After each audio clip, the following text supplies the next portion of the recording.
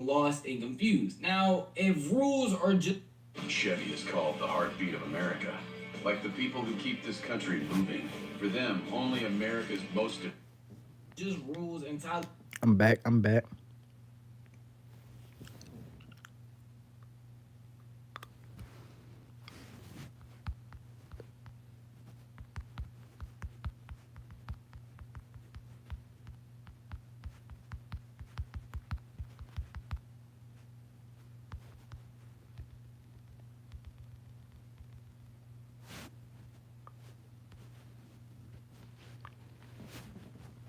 To the stream.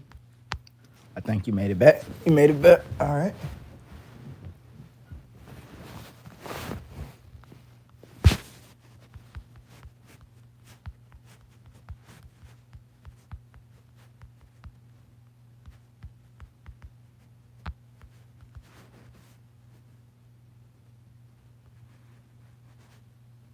Robert.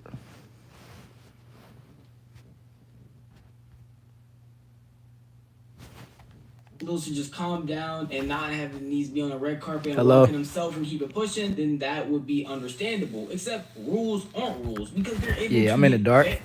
Because when they have Kai Cenat show up, all of a sudden that whole hassle you just saw, those multiple clips of them being like, no, Ty Lil is not allowed to do this stuff, all goes away the second that Kai came. That's insane. Chat, that's crazy, bro. Only I wasn't trying to let you go on the carpet.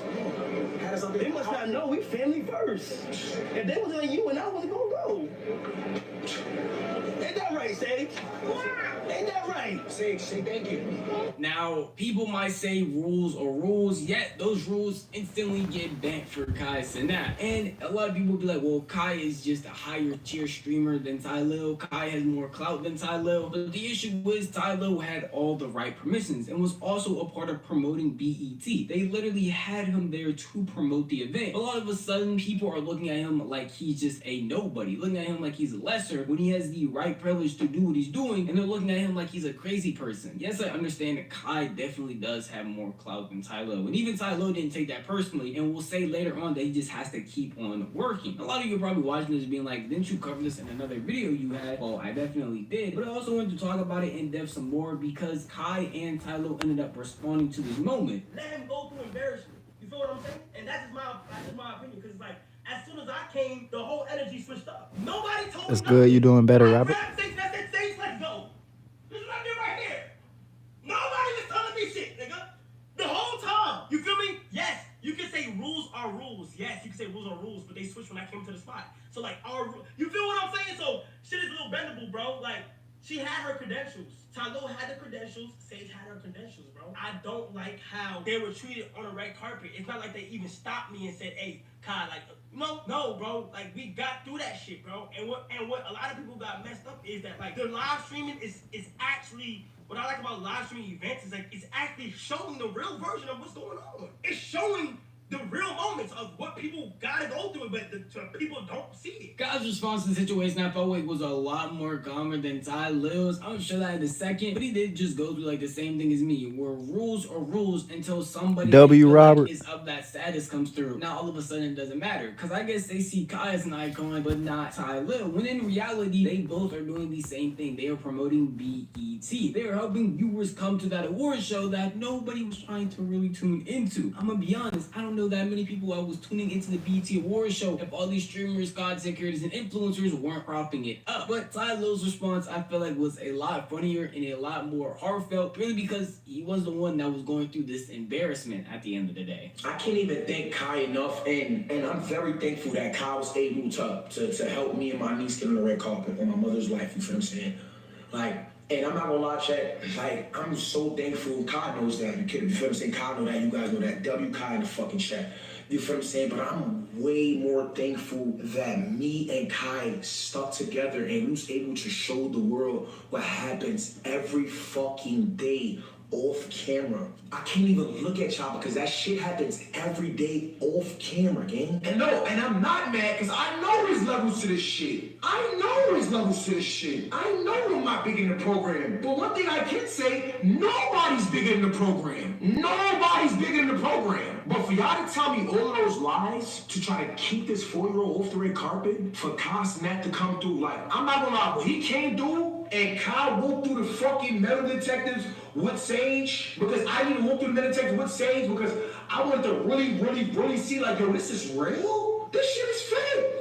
I think a lot of people already know that entertainment in general is filled with a lot of fake people and fake interactions. But with streamers coming into this industry, around these celebrities, in these events, live streaming it, no cutouts, no any of that, it really does show the more real of what happens. That moment inside Lil's clip right there, if all that was YouTube video, maybe it will get cut out. Maybe you would never see that. But because it's live, you can see everything that's going on, from them literally lying to Ty Lil, to Kai Snap pulling up and perfectly doing nothing with no restraints. It just shows how fake things really are, and I feel like that's going to continue as more streamers step into the space and get opportunities like this. More stuff is going to keep getting shown off like this again and again. The only thing that you can do moving forward is just show your restraint to not want to be a part of it, like Kai suggested to Ty Lil, saying that, hey, when you get a formal apology, you might as well just not even accept anything from BET, regardless if it was just an employee mistake. If I'm Ty Lil, this is a very important thing for you to do right here. You have to know your worth. I'm not spreading no hate anywhere, because me personally, again, in my personal world, it was amazing for me. If they call again, do you take an opportunity from BET again, or do you say no? The only way you move forward, I feel like, is if you get an apology, gang. That's the only way. The only way that you should ever want to work again in this area right here is if you get a sincere, genuine apology for what happened. Complex. I seen what they did with Chris. I seen what Complex tried to do with Chris. I wasn't doing nothing with Complex unless there was an apology went out. They publicly apologized to him. So now we're back on good terms. That's how it should work. Something happened, it should be an apology, and then y'all move forward. Honestly, I agree with Kai. As much as people want to think streamers don't have power, streamers don't really control the industry, streaming is the new thing that everybody is looking at. So if a streamer is really not going to your event and promoting it, like with this BET Awards, it probably won't see as many eyes as you think it would. And if Ty Lil ends up not going to the next BET event, well, Kai said he is standing 10 toes with Ty Lil in those clips when they were literally at the BET event. So if you don't get Ty Lil, you don't get Kai, you might not get other influences associated with Kai, because if Kai isn't going, they probably wouldn't want to go either. So it's just a big domino effect that they won't be able to fix unless they do give Ty Lil a formal apology, which at the time of making this video they haven't, and I would probably not guarantee that they would, at least in my opinion. But if you want to tell me how you feel, best place to do would be the comment section down below. This video was unfortunately over, but if you did enjoy this video, maybe consider giving it a like. If you enjoy content like this, then maybe consider subscribing, because I post like this every single week. You'll never miss out on any single upload if you hit that bell icon, because you'll be notified.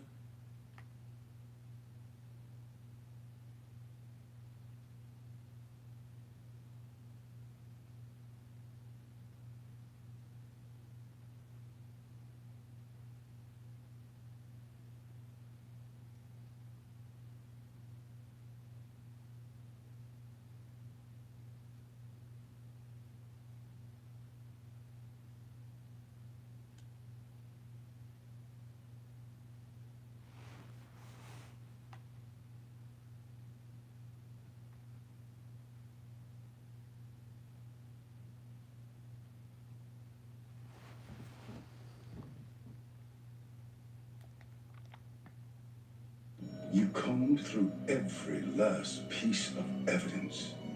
You made the final, impossible connection.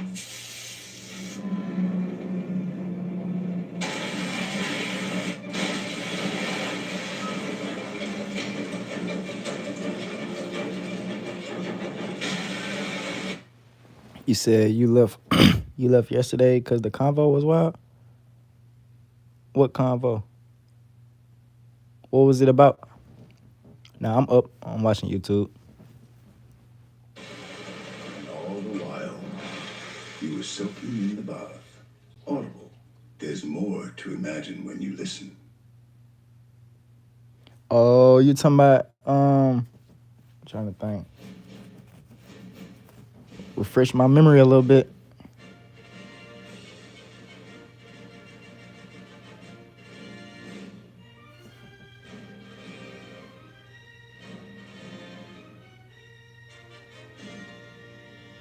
Yeah, but Robert, she do play the game. She play the game.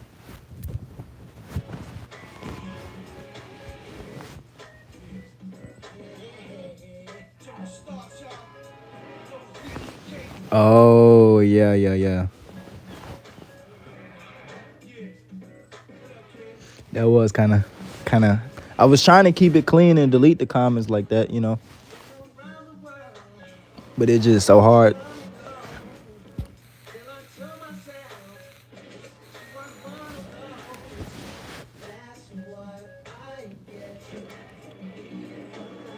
Yeah, I feel you. I feel you. I feel you.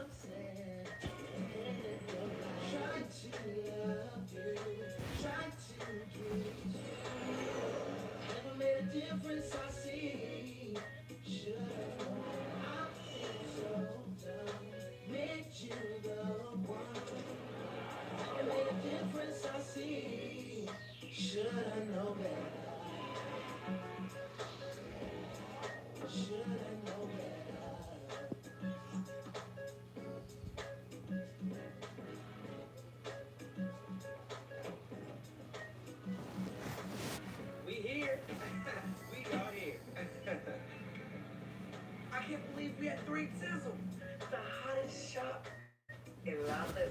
English, son. Remember, we're in America. Trip. Man, when I first left Carruthersville, all I had was a $50 Gremlin and a cherry curve. Look at me now, pushing a fully loaded, brand new Lincoln Navigator. Come on, Dad. Compared to these trucks, yours is whack. What? I'm just saying. You don't gotta get mad at me. I mean, these are nice cars out We here. made it to It's nice. 150. You got your Ferrari, Let's Lotus, get it. but it's no Lincoln. That's what I'm saying. Hello, man. Welcome to 310 Motor. How may I help you? I'm Nate Johnson. Is my truck ready? Yes, it is, man. You're the insurance guy. I remember your truck. Oh, snap. Hey, yo, that's corrupt. I sent him my demo tape like 2 weeks ago. Just act like you know bodyguard. Hey, and if you come over, just call me MCD to the Chizay. Hear that? Call you who to the wizard? I named you the Bernius James, after your granddaddy. Plus, that street name stuff isn't marketable. This rap thing, son, you know, there's no future in it. It's no pension, no 401k plan, and obviously no dental. That's why y'all have those gold teeth.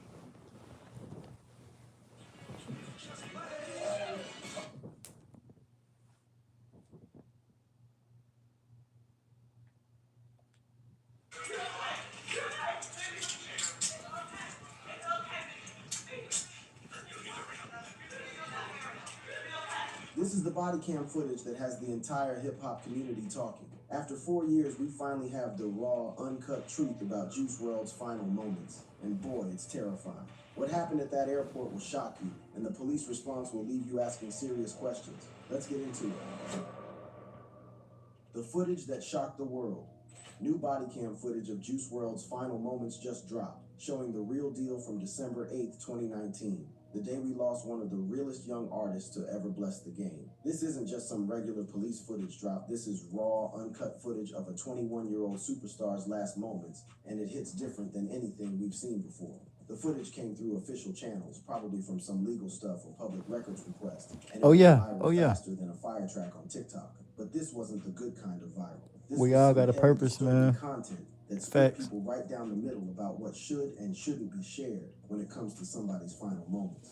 Let's keep it 100 about who Juice WRLD really was before that tragic December day. Jared Anthony Hicks grinding on SoundCloud until he became a worldwide phenomenon. His breakthrough hit Lucid Dreams went crazy, hitting #2 on the Billboard Hot 100 and going diamond, setting him up for what everyone thought would be a legendary career. Lucid Dreams was the smash. Everybody loved that. What was the idea and the feeling of Lucid Dreams? It's funny because I wrote that song in like 15 minutes, and then on the original mixtape that it was on, I didn't think that was gonna be it was just another song. But obviously, I liked it enough to put it on the project. But fame came with a price that was way too steep. Juice kept it 100 about his demons, the mental health struggles, the addiction issues that became the backbone of his music. He was real about using Xanax, perks, and lean, and millions of young fans connected with that pain because they were going through the same struggles in their own lives. And I don't feel like a lot of guys express that. No. And people that do, like, people be ready to make fun of them for it. When they got the same feelings, they just scared to say it, you know? But, like, I feel like as far as, like, I didn't know that many people was going to be able to relate to Heart. It surprised me how many people related to that song, you know? Everybody have their heart broken. Of But they don't course. talk about But it. a lot of people don't Especially talk guys. about it, though. Girls talk about it, but guys don't do songs expressing how heartbroken they were. And December 8th, 2019. Juice was flying private from Cali to Chicago's Midway Airport when everything went sideways. The feds were already What I'm watching? tipped off about contraband on the plane. What went down next became one of the most controversial situations in hip-hop history. The newly released body cam footage shows exactly how tragic that day was, and it's heartbreaking to watch. The footage captures Juice having a seizure, all the chaos that followed, and the desperate attempts to save his life. But what's really messed up is how it shows cops who seem more worried about their investigation than helping a young man who was dying right in front of them.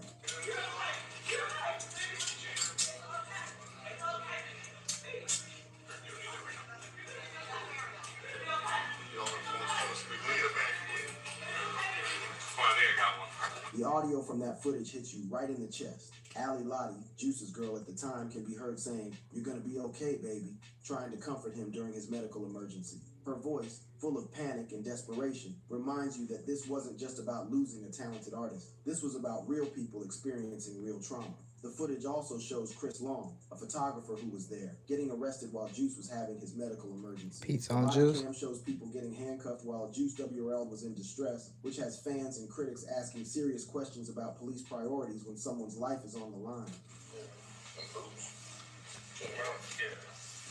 Sit down, man. Got belt, man? Yeah, you want those? Yeah. When this footage hit social media, the reaction was immediate and intense. User at Most Hip Hop posted saying sharing the body cam footage of Juice WRLD's final moments is actual disgusting behavior, speaking for a lot of people who felt like sharing someone's death was crossing the line. The streets were divided on this one. Some people, like at Royal_Bobby24, said it was disrespectful to Juice's family and they should let him rest in peace. But others, like at Yazuzia, argued that even though sharing it was wrong, it exposed the police's lack of care, suggesting the footage could show how messed up law enforcement's response really was. This whole situation reflects the tension between wanting transparency and respecting human dignity. Some people argue that footage like this serves the public by showing what really happens when police interact with people during emergencies. Others think sharing someone's final moments is exploitative and causes more pain to grieving families. As one Instagram user pointed out, "I know it's bad, but the police have to legally release the body cam footage as they do," suggesting the release might have been required by law rather than someone's choice. This raises questions about laws around releasing sensitive police footage, especially when it involves death and trauma. The timing of this release, coming over 4 years after Juice's death, made it even more controversial. For his family and fans who were starting to heal, seeing this footage brought back all that pain and trauma. Why did it take so long for this to come out? Was someone trying to keep it buried? Most importantly, this footage has people re-examining what really happened when Juice died. The official cause of death was an accidental overdose of oxycodone and codeine, but the body cam footage raises new questions about whether law enforcement's actions played a role in the tragedy. The search happening when Juice had his seizure wasn't random. Federal agents and Chicago police were taking drugs and guns from luggage when it happened, which means they knew what they were looking for before they even got there. This has people wondering if the stress from the investigation made Juice take the drugs that would end up killing him. As we dig deeper into this story, it's clear that this body cam footage release is about way more than just satisfying curiosity. It's about accountability, transparency, and trying to balance the public's right to know with respecting human dignity. It's about mental health, addiction, and the pressures young artists face in the music industry. And it's about the continuing legacy of a young man whose life was cut short, but whose impact is still felt years later. The controversies that had everyone heated.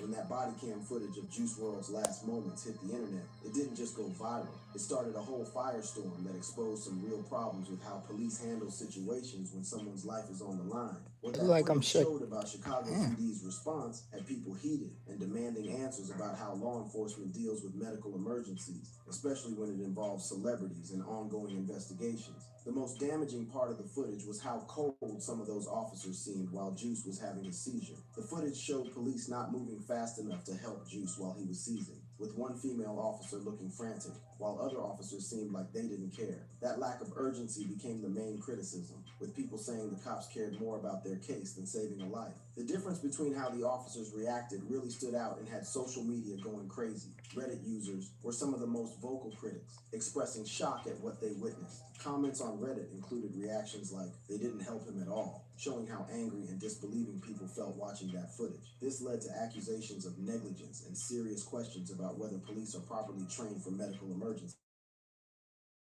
But the controversy goes way beyond just how they responded to Juice's seizure. One of the most messed up parts was the decision to handcuff and arrest people while a medical emergency was happening right in front of them. The footage shows Chris Long, the videographer, and others getting handcuffed while Juice WRLD was in distress, which has been widely criticized as having the wrong priorities. Chris Long's own account of what happened that day gives crucial context for understanding the controversy. In an emotional interview, he talked about the events leading up to Juice's death and the conversations they had about getting help for his addiction. You know, like, and I'm like, I know it's hard when you think, you know, you get mad or whatever, and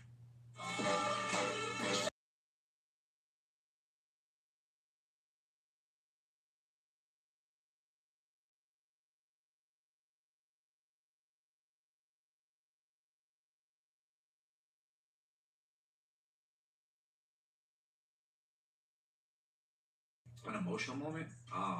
You know, I told him too. I'm like, bro, there was one point I'm like, I will do as many pills as you do every day for a month. If you go to rehab, I'll go to rehab with you. I'll if that's what it takes. You know what I mean? Like, the optics of this whole situation are terrible for law enforcement. It was an overdose? Brother having a seizure, possibly dying, and instead of everyone focusing on medical health, What was it, bro? officers were worried about making arrests and continuing their investigation. Discussions on platforms like KT2.com showed this frustration, with users saying, "Fuck those pigs, they were more concerned with arresting everyone and didn't give it if he lived or not." Chris Long's account of the last real conversation he had with Juice shows how deep their concern was about his addiction. I'll if that's what it takes. You know what I mean? Like, and then we were walking in the bathroom and we had that little talk. I'm like, we love you. We just, you know what I mean? And he's like, I don't want to stop. I go, even if you don't want to stop, you're out of control. You know what I mean? So this raises real questions about police protocols and training. When a medical emergency happens during an investigation, what should come first? Should officers immediately shift all resources to medical help, or should they keep doing their law enforcement job while medical professionals handle the emergency?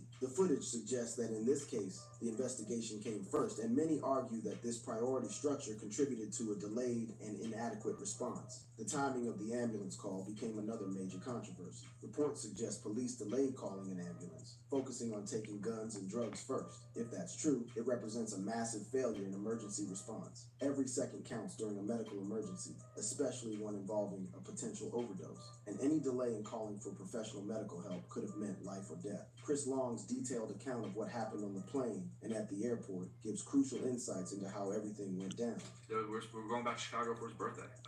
His mom was like renting out like a go-kart track for him and stuff. Like, but we were late for the plane. We were like really late for the plane, like 6 hours. Like Pete was like, "Yo, they're gonna cancel it on us." Pete wasn't there. He was calling like, "They're gonna cancel it on us." Like, get it. The delayed medical response becomes even more troubling when you consider the bigger picture. The search of Juice's plane wasn't a surprise. It was a planned operation based on federal intelligence. This means law enforcement knew they were walking into a potentially volatile situation involving drugs and firearms. Given this knowledge, you'd think they would have had medical personnel on standby, or at least had protocols for handling medical emergencies that might come up during such operations. The administration of Narcan, a drug used to reverse opioid overdoses, has also become controversial. The footage mentions Narcan being given, though in 2019, not all officers carried it. While Juice was given Narcan, it didn't work because of how severe his condition was, which reportedly included internal bleeding. Reddit users noted that Juice coughed up coffee grain-like blood, indicating internal bleeding for a while. Narcan unlikely to save him, adding complexity to the debate over whether a faster response could have changed things. Chris Long described the chaotic scene when they realized something was seriously wrong. You know, it was weird. That plane ride was weird. I actually had a bad feeling immediately. I remember you telling me about And this. I was sitting down, and then I was like, the pilot was acting weird, the stewardess lady was acting weird, and I just felt something off, you know? I got up to yo, we should leave. The emotional impact of the footage, especially capturing Ali Lottie's distress during the incident, added a deeply human element to the controversy. The footage captures Ali's emotional distress, with her cries and screams audible, highlighting how traumatic the event was for those present. Her pain serves as a stark reminder that while people debate protocols and procedures, real people were experiencing unimaginable trauma in those moments. Chris Long's memory of the moment everything went wrong is particularly heartbreaking. And then, that's when like all the chaos broke loose. He started, he made this weird noise. It was like something I've never heard.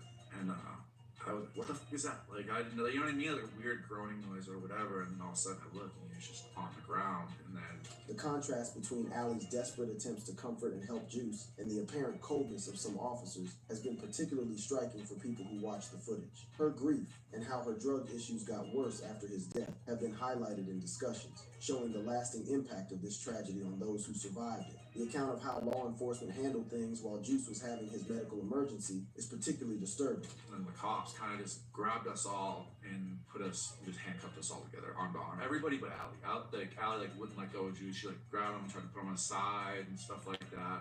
The broader implications of these controversies extend way beyond just this one incident. The footage has become a way to examine systemic issues in policing, particularly how law enforcement handles situations involving celebrities, medical emergencies, and ongoing criminal investigations. The criticism has been sharp and sustained, with widespread calls for police to be held accountable, with suggestions of legal action or disciplinary measures. Chris Long's description of the officer's response during the crisis highlights the controversy.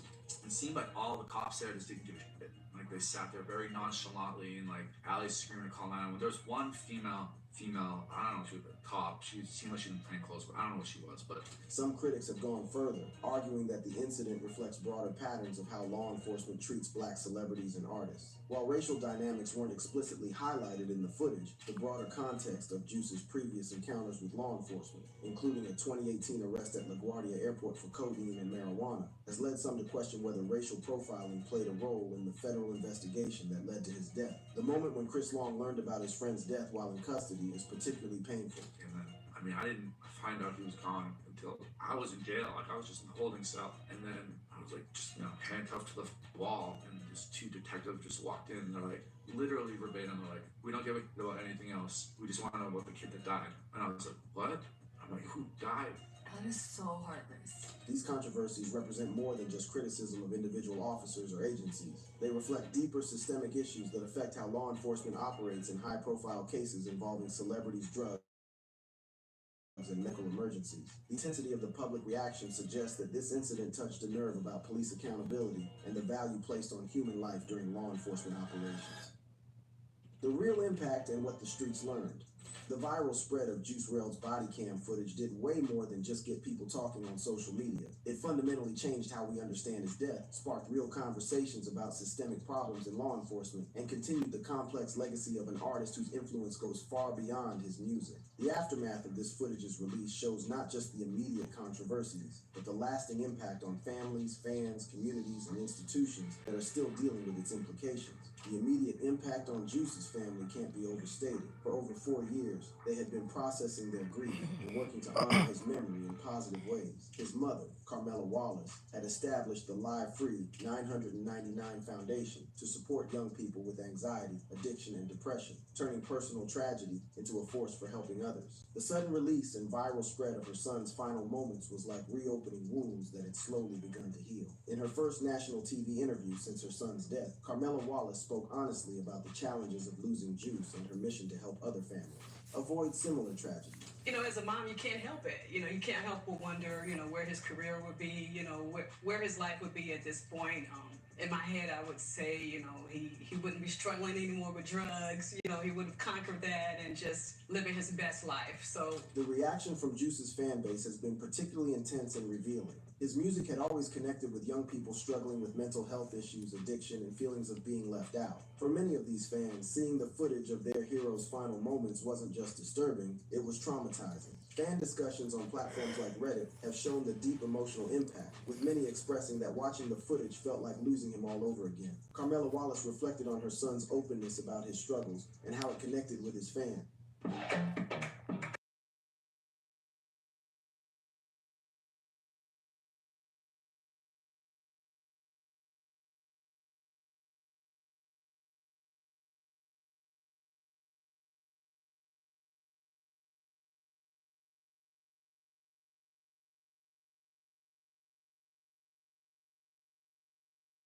school, he had therapy because he had impulsive behavior. So I had him see a psychologist. So he was used to communicating and really getting in touch with his feelings. What were you seeing at age 15? The impact on the hip-hop community has been deep and multifaceted. The footage has reignited discussions about drug culture in rap, with some artists and critics arguing that the genre's glorification of substance use contributed to Juice's death. This has led to soul-searching within the industry about responsibility and influence, particularly regarding young artists who may be vulnerable to addiction. Carmela Wallace spoke about the early signs she noticed and her attempts to help her son. Sometimes it would seem like something was a little off, something was a little different and not quite right, but I couldn't really put my hand on that he was actually using drugs. So even before he released his first hit, he had started using. Yes. Some established artists have used the renewed attention to advocate for better support systems for musicians struggling with addiction and mental health issues. The visibility of Juice's struggles, now made even more stark by the body cam footage, has served as a cautionary tale that has influenced how record labels, management companies, and other industry stakeholders approach artist welfare. Carmela Wallace described the speed at which her son's career took off and how unprepared she felt. But it just happened so fast. It's like one day he was gone. So I didn't have time to prepare, that he's not going to be here because he went from high school to Juice WRLD. When he turned into Juice WRLD, what was that like for you? Scary. When Carmela Wallace spoke about her fears as Juice's fame grew, her words take on new meaning in light of what eventually happened. I couldn't protect him from anything that wasn't good for him. The drugs, the lifestyle. I just felt like I didn't know enough about the industry, and I just felt helpless because, like I said, I always had to have a plan for him. The ongoing posthumous release of Juice's music has taken on new significance in light of the body cam footage controversy. His family has reportedly earned around $20 million in 2022 from his music, 4 years after his death, demonstrating the enduring commercial appeal of his work. But these releases are now viewed through the lens of the tragic circumstances of his death, adding weight to lyrics that address mortality, addiction, and mental health struggles. Carmela Wallace's account of receiving the devastating news about her son reveals the human cost of that night. Who told you? My nephew. He called me about 3 a.m. and he told me that he had a seizure. He said, but he's okay. He's at the hospital. They're taking him to the hospital. So go to the hospital, and I just wanted to get to him. I was just trying to get to him. Mental health advocates have used the renewed attention to Juice's story to push for better resources and support systems for young people struggling with addiction and mental health issues. The Live Free 999 Foundation, established by his mother, has seen increased support and engagement following the footage's release, suggesting that even this traumatic development has had some positive outcomes in terms of raising awareness and generating support for important causes. The moment when Carmela Wallace learned that her son was gone captures the devastating reality that no parent should ever face. And then the doctor came out and said he didn't make it. He said they tried to, revive him. They tried using, many things, and it just didn't work. And I was just devastated. Perhaps most importantly, the footage and its aftermath have contributed to a broader cultural conversation about how we treat mental health and addiction, particularly among young people and celebrities. The graphic nature of Juice's final moments has served as a stark reminder of the real-world consequences of these issues, moving them from abstract policy discussions to visceral, emotional realities. Carmela Wallace's message to other parents reflects the painful wisdom she's gained through her loss. I want to say, listen to your children and pay attention. Know what's popular in their culture. Because, when we came up, people smoked. They smoked. They didn't really pop pills. So I wasn't used to that, and I wasn't prepared for that. So I would just say, just have those open conversations and listen without judging. Looking back at Juice's own words about his struggles provides haunting context for what eventually happened. During his interview with The Breakfast Club, he spoke candidly about his battles with mental health. I feel like the reason why I make that type of music is that's just a part of me touching on emotions that people really be scared to touch on. So I feel like as far as all the sad music I make, it's either stuff that I may have went through, stuff that my homie may have went through, but just something that I feel like people need to relate to, stuff to get them through shit. As we look to the future, the impact of this footage will likely continue to be felt for years to come. It has become a touchstone for discussions about police accountability, media ethics, celebrity culture, and mental health awareness. The fact that it continues to generate discussion and controversy more than a year after its release demonstrates its lasting significance. Carmela Wallace's final message in her interview encapsulates both the pain of loss and the hope for positive change. No parent wants to hear that, but I believe in facing things head on. So I think they just need those conversations and take the judgment off and listen. The story of Juice WRLD's body cam footage is ultimately about the power of transparency and the complexity of truth. While the footage has provided unprecedented insight into the circumstances of his death, it has also raised more questions than it has answered. It has forced us to confront uncomfortable truths about law enforcement, celebrity culture, and our own consumption of tragic content. Moving forward, the challenge will be to learn from this incident without allowing it to overshadow the positive aspects of Juice's legacy. His music continues to help people struggling with mental health issues. His foundation continues to support young people in need, and his influence on the hip-hop community continues to promote openness about topics that were once taboo. The viral spread of his final moments was undoubtedly traumatic for those who loved him and disturbing for those who witnessed it. But if it leads to meaningful reforms in law enforcement, better support systems for artists struggling with addiction, and increased awareness about mental health issues, then perhaps some good can come from this tragedy. As we conclude this examination of one of the most controversial pieces of footage in recent memory,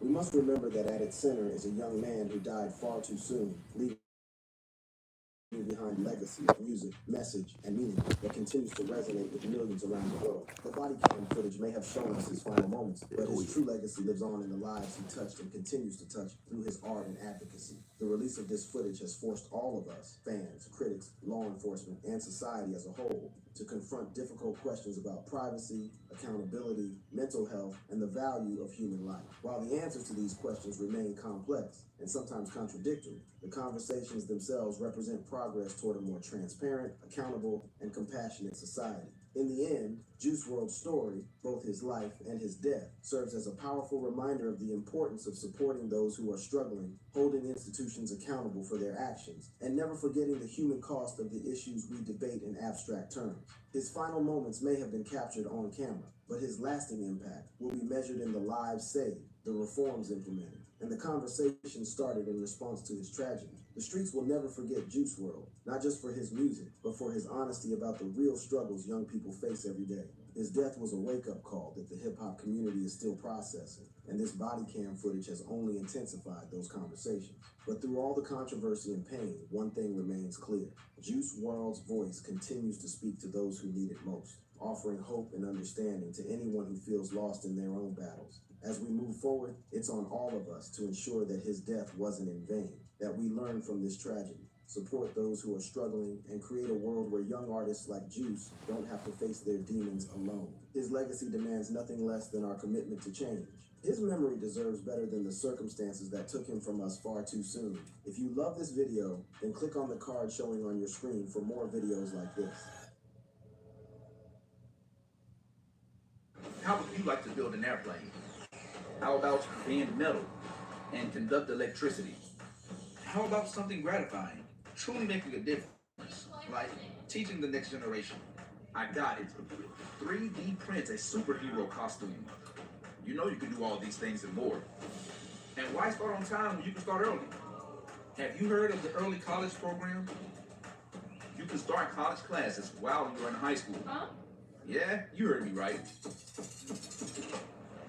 Start classes like aviation manufacturing, machine tool technology, computer-aided drafting and design, and more, all while being in high school. And Bishop State Community College is a great place to start.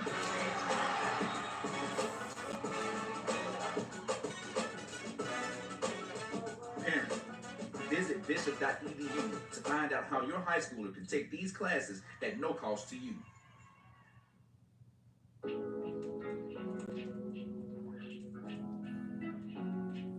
Hey guys, we're at my new listing here in Concord, tucked away on a private court just a few minutes from downtown.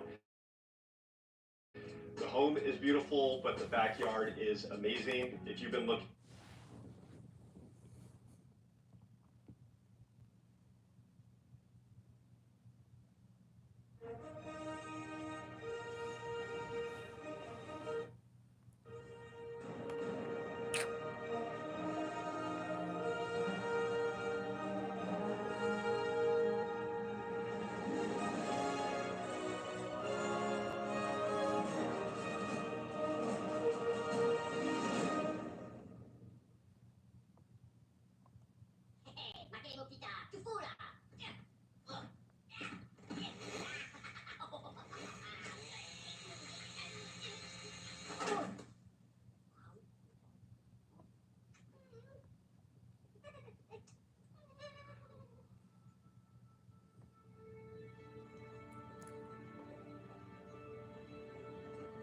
everybody.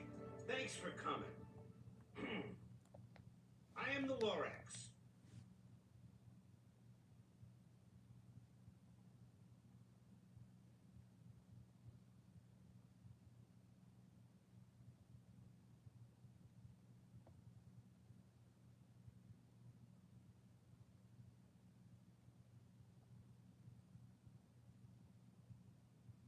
After nearly a year.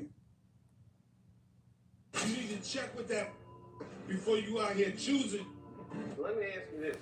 What is happening in Hollywood that a guy that tough will be on the street waving a gun, screaming, they are trying to kill me? What's going on? But Martin, unfortunately, show business at a certain point in his life got the best of him. And when that happens, you see it happening. And there's nothing you can do about it. Martin Lawrence is 60. Now, his secrets finally get revealed. From battling fame to shocking public breakdowns to being accused by his own co-star, Martin says the pressure almost broke him. You ring the bell, you call the nurse, you got, I just look at you like you nasty. From the moment he was spotted walking in traffic, yelling, "Fight the power," with a loaded gun in his pocket, the world knew something was very wrong. Between the two, and the network has a lot to do with that as well. They take care of the star, then everybody else is a piece of Like Diddy, Martin's fame hid dark truths. Now, after years of silence, those secrets are coming to light. Well, peace and a bottle of head grease to you too. Now let's start with the tragic event that happened to him, which gave everyone a big scare. Martin Lawrence was seen walking in the middle of a busy street in Sherman Oaks. People were driving by and couldn't believe their eyes. Lawrence looked confused and angry. He was yelling loudly and acting strange. One person said he looked like a madman. Some people were scared, and others just stood and watched. It wasn't something you see every day, especially from a famous actor like him. You see me, I run down, I got shirt on. You see Mike, he has what that is. The police were called right away. They came quickly and found Lawrence standing in the road at the corner of Tyrone Avenue and Ventura Boulevard. This is a very busy area with lots of traffic. What made the situation even more serious was that Lawrence had a gun in his pocket. It was loaded, which means it could have gone off and hurt someone. He was yelling things like, "Fight the power," and using strong and angry words. A man named Aaron Berg, who saw the whole thing, told the news, "I couldn't believe it. That's Martin Lawrence. He was yelling and fighting the police. It was crazy." The police officers managed to get Lawrence out of the street safely. They didn't hurt him, but they knew something was very wrong. They took him to Sherman Oaks Hospital first. After some checks, they moved him to Cedars-Sinai Medical Center, a big hospital in Los Angeles. Doctors there started looking into what was going on with him. At first, the police said Lawrence had not been taking some medicine he was supposed to. That might have caused a seizure, which can make someone lose control of their body and mind.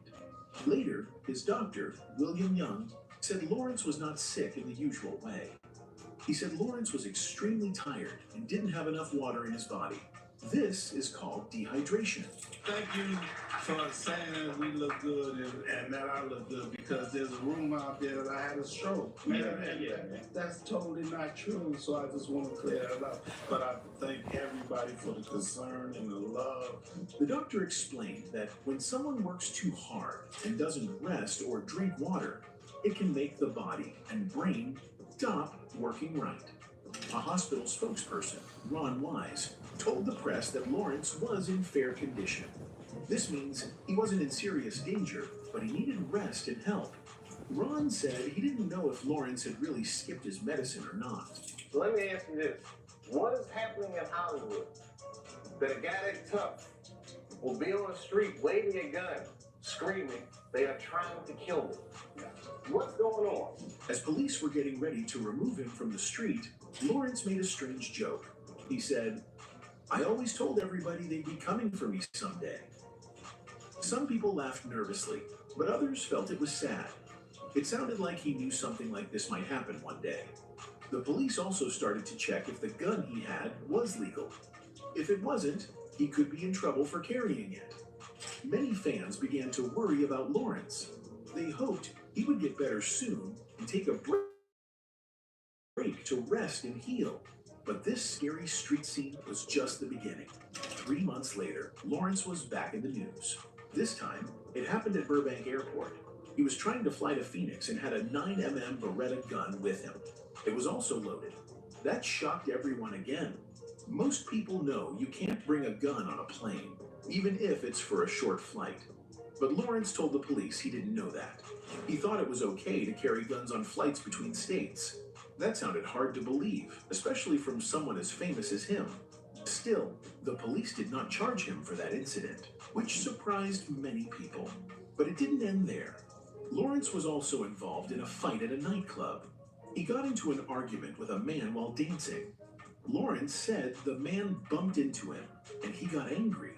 Instead of walking away, he punched the man. Again, no charges were filed, but people were beginning to talk. They started to wonder if Lawrence had deeper problems.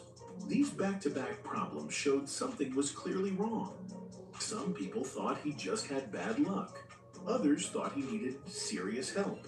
His behavior was changing, and it seemed like he couldn't stay out of trouble. Not only was Lawrence having trouble in public, but his home life was also falling apart. He was married to a woman named Patricia, but things between them were not going well. According to People magazine, Patricia said Lawrence was acting violent and strange. She said he was doing things that scared her. In 1996, Lawrence filed for divorce, but Patricia had already taken legal steps to protect herself.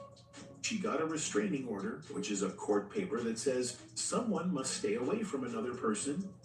She said Lawrence had threatened to kill her. In her divorce papers, Patricia said Lawrence had called her on the phone. She claimed he told her, "You'll pay for what you've done to my family." That was already very scary. But the next day, she said things got even worse. She said he told her, "I'm going to have to kill you. I'm going to have to kill your family." After that, Patricia said she found a note slipped under her door. It wasn't signed, but she believed it came from Lawrence. At the same time all of this was happening in his personal life, there were problems at work too. Lawrence was the star of a TV show called Martin. I said, Mama used to say, take your time, young man. His co-star on the show, Tisha Campbell, played his wife on screen. In real life, things were not so friendly. In January 1997, Tisha said she couldn't take it anymore. She said the work conditions were intolerable. She walked off the set and refused to come back. The company that made the show, HBO, tried to force her to return by taking legal action. She fought back. She said Lawrence had touched her in ways she didn't want and had said bad things to her. She filed a lawsuit against him for sexual harassment. I love you.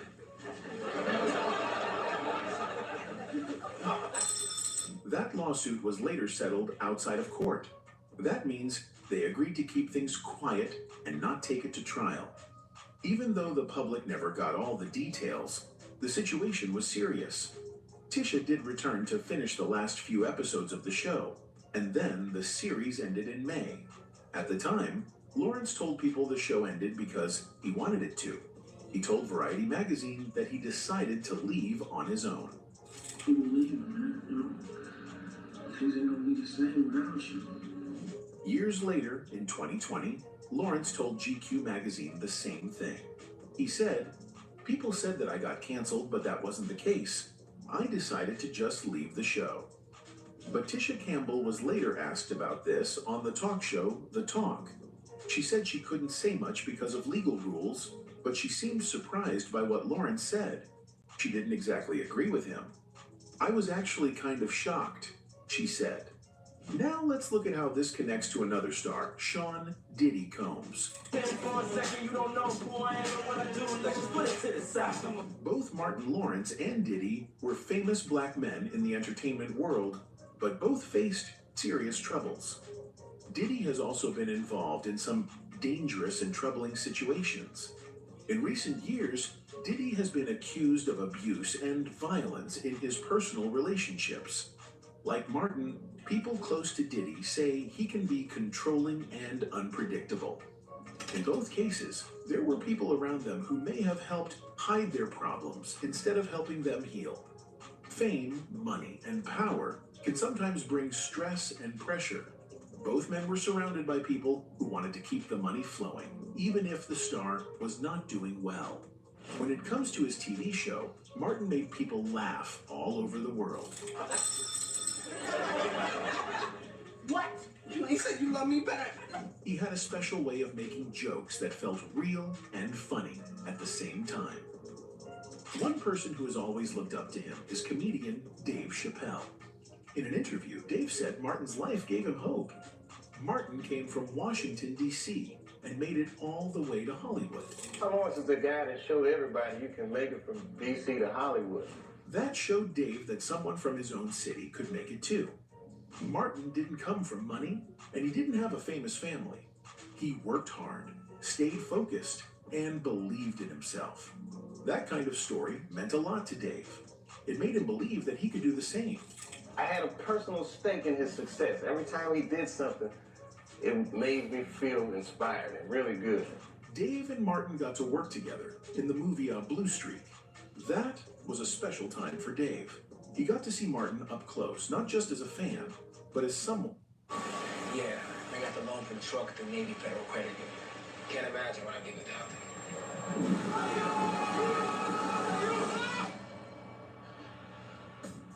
Navy Federal Credit Union. Our members are the mission. 2 subs with Carolina Gold or Classic Sweet Barbecue? Firefighter approved. Imagine multiple threads becoming one. A single, non-linear digital thread connecting everyone, everywhere, all the time.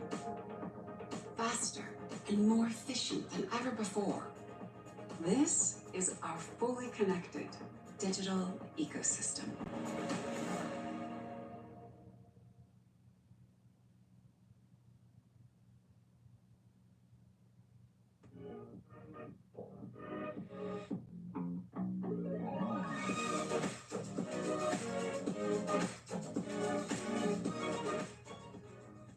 One working beside him. They laughed a lot, had fun during filming, and went on trips to promote the movie. Dave said Martin treated him like a big brother. He would call Dave and check on him. He gave advice and showed kindness. That meant a lot to Dave. He saw that Martin was not just funny, but also a good person who cared about others. But not long after that, something scary happened to Martin. He had a stroke, and it was almost fatal. A stroke is when something goes wrong in your brain, and it can make you very sick, or even die. Thankfully, Martin survived. When Dave visited him, Martin still made jokes. He laughed and said it was the best sleep he ever had. That made Dave smile. It also showed how strong Martin was. Even after something so serious, he found a way to laugh.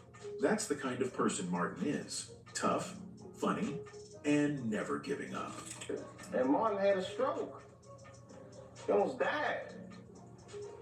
And then after that, I saw him, and I was like, oh my God, Martin, are you okay? And he said, I got the best sleep I ever got in my life. That's how tough he is. However, things didn't stay good for long. One day, Martin was seen on the street yelling and waving a gun. He was shouting, "They're trying to kill me." This shocked everyone. Dave didn't know what to think. How could someone so strong, smart, and talented act like that?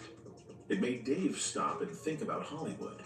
He started to wonder if the world of fame was doing something bad to people. Why did it seem like so many stars were breaking down? Let me ask you this. What is happening in Hollywood that a guy that tough will be on the street waving a gun, screaming, "They are trying to kill me"? Yeah. What's going on? Dave talked about other stars too. He remembered when singer Mariah Carey had a breakdown. He also spoke about his own experience. Dave felt so much pressure that he left the country and went to Africa. He said people call stars crazy too quickly. He doesn't like that word. He believes people like Martin aren't crazy. They are just going through something hard. Dave thinks the problem might not be the person, but the world they are living in. Hollywood. What's going on? Why is Dave Chappelle going to Africa? Why does Mariah Carey make a $100 million deal and take clothes off on TRL? A weak person cannot get to sit here and talk to you. Ain't no weak people talking to you. Fame is not easy. Some people think it is all fun and money, but that's not always true. For Martin, fame hit him like a big storm. Some people said he lost control. Even his close friends noticed a change. But Martin, unfortunately, show business at a certain point in his life got the best of him. And when that happens, you see it happening, and there's nothing you can do about it. Steve White, who once lived with Martin and wrote for The Martin Show, said Martin was like Mike Tyson. He said Martin had a big heart, but was misunderstood. That's a deep thing to say. It means that Martin would do anything for someone he cared about, but people didn't always see that side of him. Another person who noticed the change was Jamie Masada. He owns a comedy club called The Laugh Factory in Los Angeles. He said that once Martin became famous, he changed. He started walking around with bodyguards and acting different. Jamie said fame got to Martin's head. Some people can handle fame well, but others have a hard time.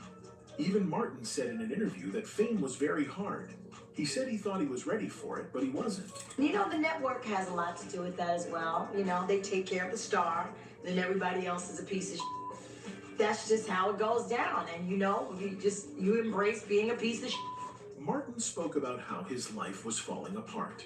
He said he was working too much, his marriage was failing, and he wasn't sleeping enough. He also admitted that his temper and drinking caused problems, but he's been trying to change. He said he's learning to stay calm and not let things get out of hand. He still talks to his ex-wife, Patricia, because they share a daughter, Jasmine. That shows he's trying to do the right thing for his family.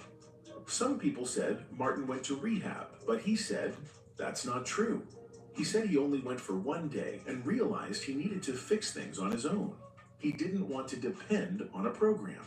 He said, the flip side of having nothing to lose is having something to gain. That means when you've lost everything, you can still rebuild and grow stronger. Martin knows he's not just living for himself. Then, in August 1999, Martin went through something very serious. It was a health scare that almost ended his life. At the time, Martin's career was going great. He had many fans, and he was getting ready for a new movie. He wanted to lose some weight before filming, so he thought jogging would help. Like many people, he believed running would make him healthier. But Martin made a very dangerous mistake without knowing it. On a very hot summer day, he decided to go jogging. To sweat more and lose weight faster, he wore several layers of clothes under a nylon jogging suit. This was a very bad idea because the temperature outside was already very high, and the extra clothes made it worse.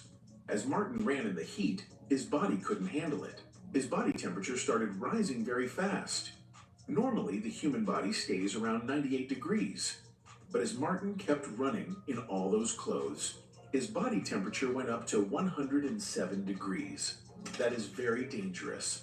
At this point, the body begins to shut down. Martin collapsed from heat stroke. This means his body overheated and could no longer function normally. He passed out and could not wake up. People quickly called an ambulance and he was rushed to the hospital. Doctors were very worried. They put him on a machine to help him breathe. His condition was critical, which means he was close to death. Yeah, it was that bad, huh? Yeah, man, because everything breaks down. Your function don't work no more. Your balls go to flat. Everything breaks down. Martin fell into a coma. A coma is when a person becomes unconscious and doesn't respond to anything. It's like being asleep, but you can't wake up. For 3 long days, Martin stayed in this deep sleep. His family and friends were scared. The doctors didn't know if he would survive. But after 3 days, something amazing happened. Martin woke up. He was still weak, but he was alive. Slowly, he started to get better. Over time, he fully recovered. It was a miracle that he came back from such a dangerous situation. After this happened, Martin felt like his whole life had changed. You ring the bell, you call the nurse, and you go. They just look at you like you nasty. In a 2002 interview, Martin spoke about what he learned from the coma. He said something very deep. I felt like, in the coma, God laid me down and woke me up to be able to see a lot more clearly. He believed that God gave him another chance at life. He said it humbled him. That means it made him feel more thankful and less proud. He started to appreciate the small things in life. He realized that life is short and can change in a moment. After that experience, Martin didn't take anything for granted. He became more careful with his health and more grateful for each day. How many days? Oh, 3 days. Yeah. For real, man. But you know, I can tell you some of the best sleep I ever had. Many years later, Martin also shared the story in a funny way. He was on a talk show with Conan O'Brien. Even though the story was scary, Martin found a way to joke about it. He said, "So please, I recommend, do not run in a plastic suit." He laughed as he told people how he picked the hottest day of the summer to go jogging. Then, the next thing he knew, he was lying on the ground.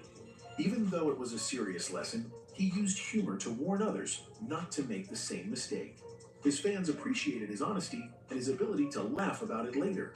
Fast forward to 2024, and Martin Lawrence was once again in the spotlight, but this time for a different reason.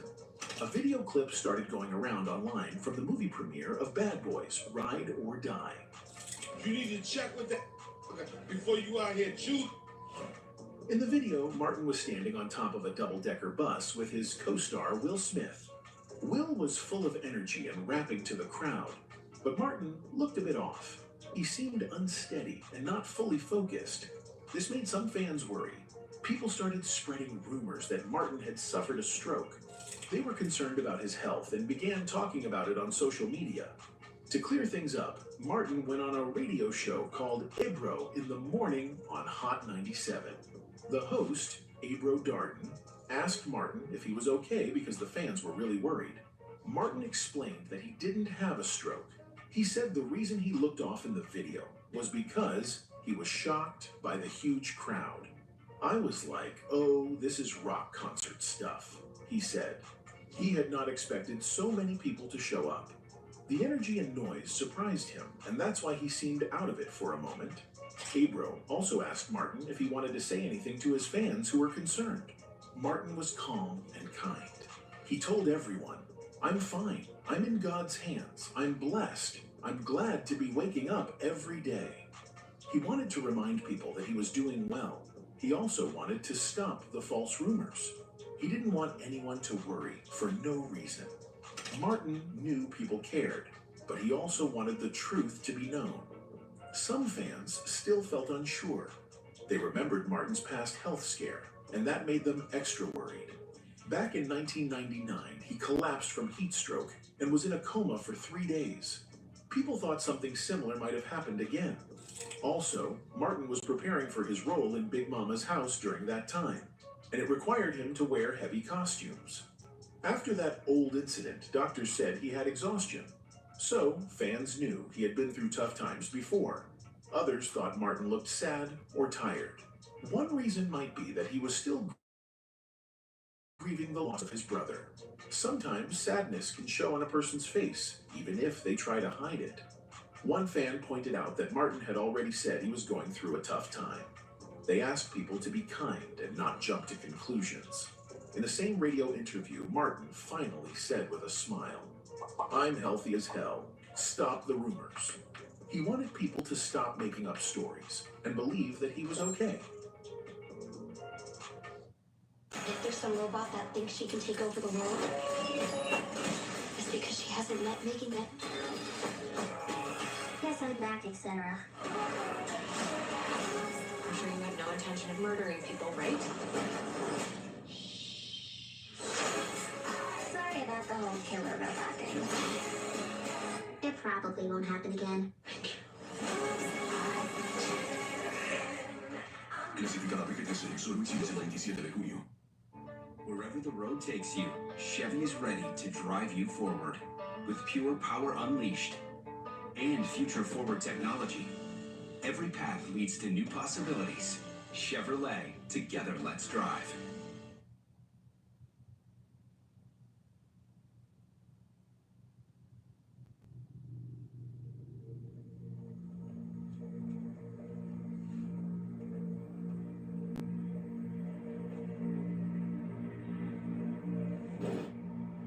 I'm going to give you this, and would you mind just pressing play? Tell me when you want me to press it. Ready. In 2024, CCTV footage emerged, making shocking international news, showing Sean Diddy Combs' then-girlfriend Cassie leaving his hotel room. I seen him in the towel like that before run out the room. I know this ain't funny. This is fucked up. God damn it, Puff.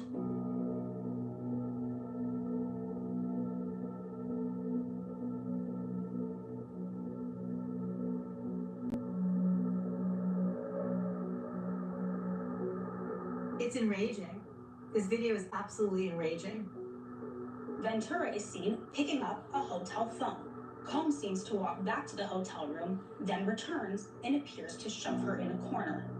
Moments later, he can be seen throwing an object in her direction. I can't believe this video remained secret for such a long time.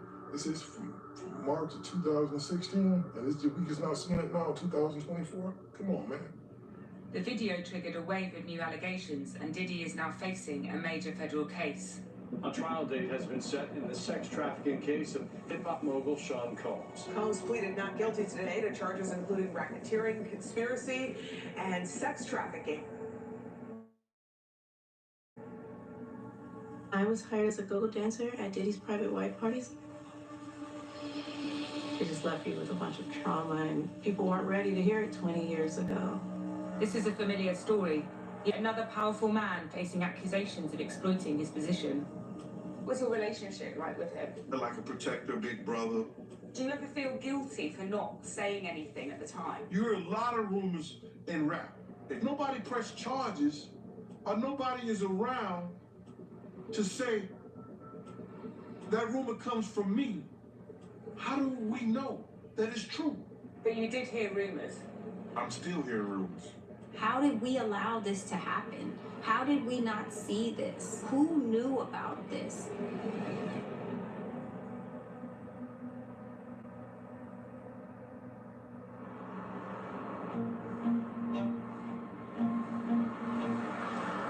Come in, sit down, and shut the door. How do y'all feel about Diddy? P. Diddy rabbit hole is actually so much darker than I ever imagined. Known in the industry for years. Diddy has been accused of the unthinkable.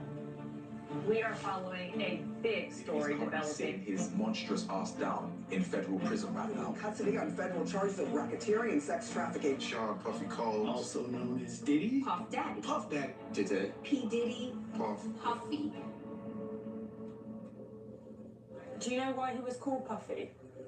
Because when he was a child, he would huff and puff. Yeah, interesting. A lot of the insiders in hip-hop who may know him on a personal level feel like it's not okay to talk about him and what's going on right now. People think that you have to keep your mouth closed. They're like, don't speak about it. But they are going to have to speak about it. Because now hundreds of alleged victims are suing Diddy for sexually violent offences in civil cases. Whereas the federal case accuses him of doing this on a huge scale and operating like a mob boss. Today I'm announcing the unsealing of a 3-count indictment, charging Sean Combs with racketeering conspiracy, sex trafficking, interstate transportation for prostitution. The reports are saying Diddy got arrested today. But before all this happened, Sean Diddy Combs was the richest rapper of all time, with an estimated net worth of $1 billion. I'm from Harlem, New York. This is crazy right here. His influence was felt in every corner of culture. I would like to unveil the Sean John collection. Diddy got the city. Yeah. Puff was the man, and he exemplified success and black excellence. There's no expense being spared. We had a black billionaire's lunch. For Sean Puffy Combs to be a black man who was achieving the levels of success that he was, we all wanted to see him win.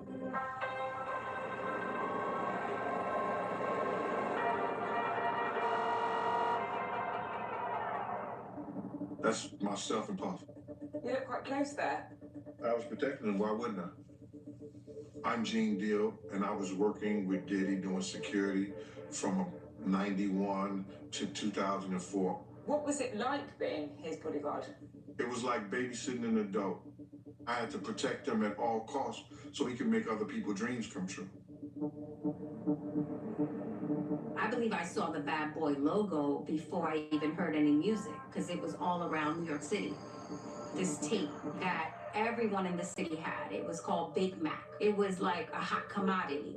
The Big Mac cassette had like Flavor in Your Ear by Craig Mack. And on the other side were Juicy and Biggie's records. It was all a dream. I used to read Word Up magazine. Juicy might be the greatest underdog story. You know, of a song. Some guy that's coming up struggling, barely can feed his daughter, and now he's like this rap superstar. And that's what Bad Boy gave you all the time.